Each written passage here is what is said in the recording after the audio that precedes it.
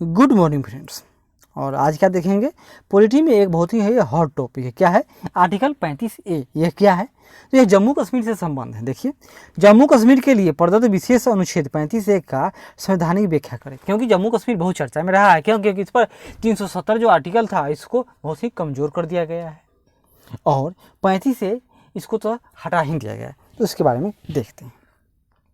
संविधान का अनुच्छेद 35A जो बहुत ही चर्चा में रहा था, यह कब आया था? तो 1934 में राष्ट्रपति के आदेश के माध्यम से संविधान में जोड़ा गया था। याद कीजिए, अगर कोई राष्ट्रपति आदेश देंगे यानी कि वो अध्यादेश दिए, उसको संविधान द्वारा पास होना आवश्यक है, लेकिन यह सिर्फ और सिर्फ राष्ट्रपति के आदेश से ही ऐड कर दिया गया था, न कि संविधान संशोधन यानी 368 की प्रक्रिया से जोड़ा गया था, जिस पर विवाद था कि इसको हटा दिया जाए। और अंततः क्या हुआ तो जानते ही हैं। अब जम्मू कश्मीर अलग है और लद्दाख अलग हो गया और 370 में ही सुधार करके 370 को कमज़ोर कर दिया गया है, यानी बहस सुर वाली बात हो गई। यह आदेश अनुच्छेद 370 के तहत जारी किया गया था, जो जम्मू कश्मीर को विशेष राज्य का दर्जा देता था। अनुच्छेद 35A जम्मू कश्मीर के विधानसभा को यह विशेष अधिकार देता था कि वह यह तय कर सके कि वहां का स्थायी निवासी कौन होगा और उनके अधिकार तथा विशेषाधिकार क्या क्या होंगे। जम्मू कश्मीर के बारे में भारत सरकार ने क्या किया है, तो जो डोमिसाइल नीति है उसमें भी सुधार किया है। अब क्या है कि जो कोई व्यक्ति और 14 वर्षों से 14 साल से जम्मू कश्मीर में रह रहा है तो वह जम्मू कश्मीर का नागरिक होगा। अगर कोई व्यक्ति वहाँ पर 7 वर्षों तक एजुकेशन शिक्षा प्राप्त किया है तो भी जम्मू कश्मीर का नागरिक है। वैसे बच्चे जो किसी वहाँ पर जो इनके पिता या माता कोई जम्मू कश्मीर में कार्य किए हों कुछ दिनों तक, उसका टर्म कंडीशन है, तो भी वह जम्मू कश्मीर के नौकरी के लिए एलिजिबल होंगे। जम्मू कश्मीर में केवल अब ग्रुप डी को छोड़कर बाकी ABC जितने भी ग्रुप हैं उन सब में दूसरे राज्य वाले भी अब नौकरी के लिए अप्लाई कर सकते हैं। क्लियर है? आगे बढ़ते हैं। इसी अनुच्छेद द्वारा प्रदत्त शक्तियों का प्रयोग करते हुए 1956 में जम्मू कश्मीर के संविधान में अस्थायी निवासी को परिभाषित करते हुए कहा गया था कि वे लोग जो 14 मई 1954 को राज्य का हिस्सा थे या फिर पिछले 10 सालों से राज्य में रह रहे थे और कानूनी रूप से राज्य में अचल संपत्ति के मालिक हैं, जम्मू कश्मीर राज्य के अस्थायी निवासी माने जाएंगे। यहाँ अस्थायी निवासी को ही जम्मू कश्मीर विधानसभा में चुनाव लड़ने या मतदान करने की अनुमति है।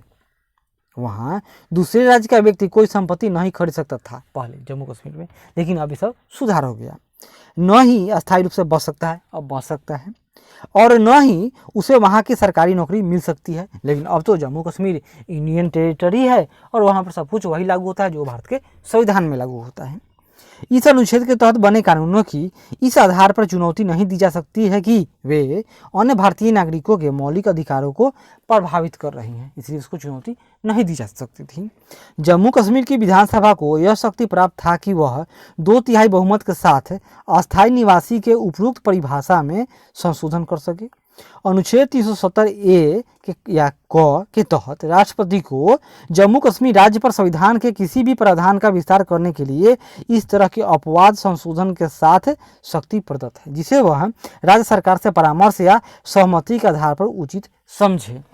अब बात है कि 2/3 तो थी नहीं, लेकिन यह कहा गया है कि अगर मुख्यमंत्री नहीं है तो मुख्यमंत्री के जगह पर अगर राज्यपाल वहाँ पर सत्ता में अभी काबिज है या राष्ट्रपति शासन है तो राज्यपाल ही सब कुछ हो गए। तो इसी आधार पर राज्यपाल ने संस्तुति दे दी कि चलो अब जम्मू कश्मीर में धारा 370 हटाया जा सकता है, सुधार किया जा सकता है, और राष्ट्रपति ने मान लिया। यहाँ महिलाओं की स्थिति पक्षपातपूर्ण मानी गई है, यानी कहाँ जम्मू कश्मीर में पहले जब वह यूनियन टेरिटरी न था, यानी कि 35A और 370 पूर्ण रूप में लागू था, उस समय की बात है। 24 सितंबर 2004 से पहले राज्य के वाणिज्य विभाग द्वारा जम्मू कश्मीर की महिलाओं को जो अस्थायी निवास प्रमाण पत्र यानी PRC जारी किया जाता था, उसमें यह लिखा होता था कि उनकी यह स्थिति शादी होने तक ही मान्य है।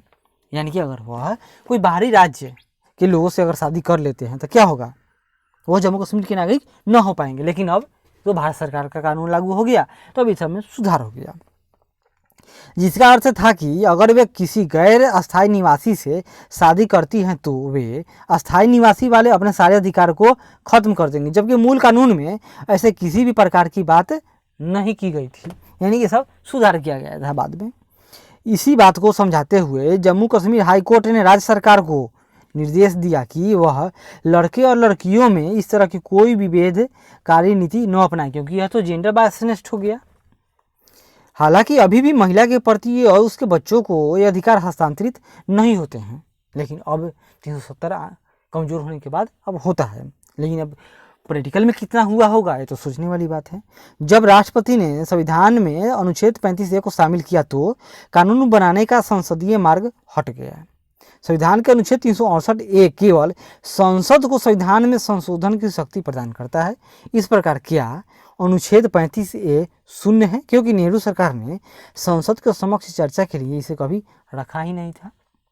मार्च 1961 में पूर्णलाल लखन पाल, याद कीजिए, पूर्णलाल लखन पाल बनाम भारत सरकार में उच्चतम न्यायालय के 5 सदस्यीय खंडपीठ ने भारत के राष्ट्रपति के अनुच्छेद 370 के तहत संविधान को संशोधित करने के लिए राष्ट्रपति की शक्तियों पर चर्चा की। हालांकि अदालत ने देखा कि राष्ट्रपति अनुच्छेद 370 के तहत संविधान में मौजूद प्रावधान को संशोधित कर सकता है, लेकिन इस निर्णय पर चुप है, क्योंकि राष्ट्रपति बिना संसद की सलाह के एक नया अनुच्छेद संविधान में जोड़ सकते हैं या नहीं, ये तो कहीं संविधान में लिखा ही नहीं हुआ है। वर्तमान में उच्चतम न्यायालय की संवैधानिक पीठ अनुच्छेद 35A की वैधता पर सुनवाई कर रही थी और हटा दिया। जम्मू कश्मीर के मूल निवासी चारूवाली खन्ना द्वारा जारी याचिका जिसमें महिलाओं का अस्थायी निवास पत्र देने की बात कही गई थी, उस पर विचार कर रही है। और उसके बाद क्या हुआ कि भाजपा सरकार दोबारा सत्ता में आई, पूर्ण बहुमत के साथ आई, और इन्होंने क्या कर दिया, 35A को 0 कर दिया, 370 में सुधार कर दिया, केवल उसके 370A को छोड़कर बाकी सबको हटा दिया, क्योंकि 370 में तो सुधार हो सकता है। 370 धारा तो नहीं हटाया जा सकता, लेकिन इसमें सुधार तो किया जा सकता है, जो मोदी सरकार ने कर दिया। और जम्मू कश्मीर को 2 भागों में, एक जम्मू कश्मीर और दूसरा लद्दाख में डिवाइड करके 2 यूनियन टेरिटरी बना दिया। क्लियर है। और आज जम्मू कश्मीर में वहाँ पर वे सारे कानून लागू होते हैं जो किसी भारत के अन्य राज्य में लागू होते हैं, यानी आज जम्मू कश्मीर पूर्ण रूप से भारत का राज्य है। तब तक धन्यवाद। आशा करते हैं कि यह प्रयास अच्छा लगे तो ज़रूर लाइक करें, शेयर करें, कमेंट करें और सब्सक्राइब करें। धन्यवाद।